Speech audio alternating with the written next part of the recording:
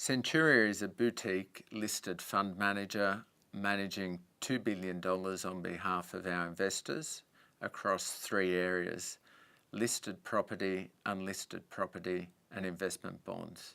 We've been doing this for over 35 years and manage money on behalf of 83,000 investors. Investment bonds are a tax-paid structure where investors can invest their money and Centuria, or the investment bond provider, pays the tax at the company tax rate on behalf of the investor. The investor does not need to include their investment as part of their tax return, and after the investment has been held for 10 years, they can make withdrawals without including those withdrawals from the fund in their tax return. Investment bonds have been around for over 35 years, and they're really a tried and tested structure for investors, now with a series of contemporary investment options sitting beneath them. Investment bonds are really suitable for investors across the whole investment life cycle. So if someone's starting out as an investor and has a young family, investment bonds are a great vehicle to help them save for their education. If someone is wanting to accumulate wealth outside of superannuation or supplement their superannuation, an investment bond's a great vehicle to be able to do that, particularly anyone who's earning or paying tax above 30%.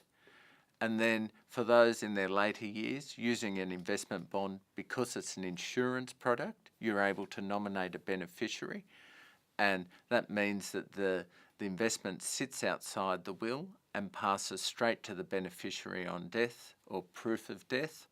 And the final area where investment bonds can be really helpful is in the retirement or aged care space, where there are certain social security advantages for holding an investment bond. The investment objective of the Australian share bond is to provide investors with capital growth over the longer term, say 7 to 10 years, through a diversified portfolio of Australian shares.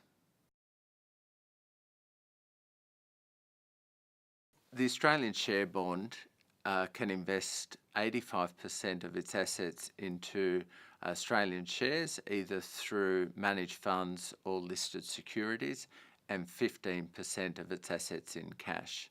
And they're rules that are agreed with APRA as part of our bond rules.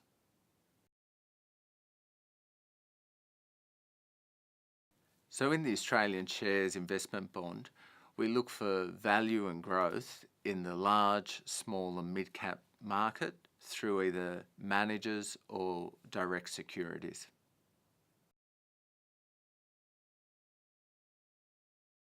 So we have a three-stage process at Centuria around how we select and review our managers. First, we look at managers who have a track record over 1, 3 and 5 years, who manage less than $500 million in FUM and have performed in the top quartile over 1, 3 and 5 years. We then look at the manager capability and the depth of management in that fund, and we do that through management interviews and secondary research. And the third area we look at is the qualitative research that sits around both their Morningstar reviews and their Lonsec reviews. And from that, we then make a recommendation to our investment committee around selecting or reviewing that particular manager. So we have an investment process where we review our managers on a monthly basis. And if there are changes in either the management of the fund or a change in how an external research house would look at that fund, we may look to either place that manager on watch and observe how that fund is being managed. If the fund's being managed well, we'll maintain the manager. But if there is some significant change as a result of either management or strategy of the fund, will then place that fund on watch and undertake a more significant review. And that process at times can take somewhere between either a month or 6 months.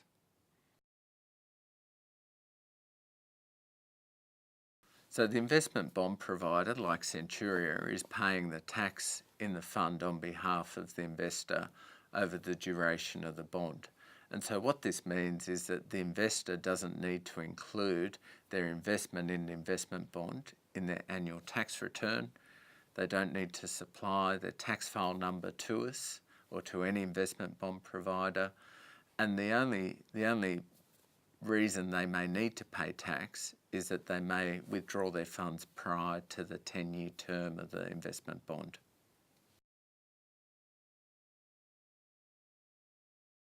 So there are two things that may trigger the maturity of an investment bond.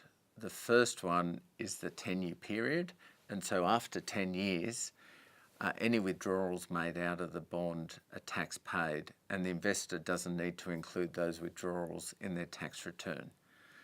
The second one is if there is a death of the bond owner or the life insured of the investment bond, and that triggers the bond to be extinguished, and the proceeds of the bond are paid to the beneficiaries of the bond, tax paid.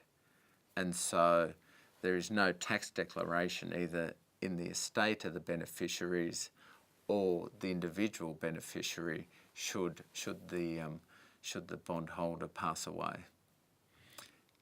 The other area is if there are withdrawals out of the bond prior to the 10th anniversary of the investment bond, and if withdrawals are made then, tax is calculated at 2/3 of the investor's marginal tax rate in the 9th year and at 1/3 of the investor's marginal tax rate in the 10th year.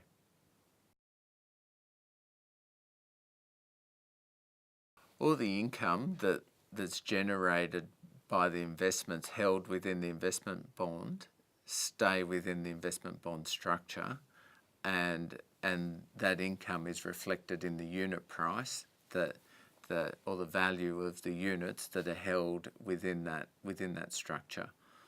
And so the value of the bond is reflected, including both the income and the growth component of the fund. Investment bonds are a great tool for estate planning. These days, many grandparents love their grandchildren more than their own children, and they want to transfer their wealth from themselves straight to their grandchildren. And a great way to do that is to utilise an investment bond, and that is, investing in their names and nominating their grandchildren as beneficiaries. If an investor does that, on death, the funds transfer directly to those beneficiaries tax-free or tax paid, with merely just the proof of death required to have those funds paid. So those funds sit outside the estate and sit outside the will when a beneficiary is nominated.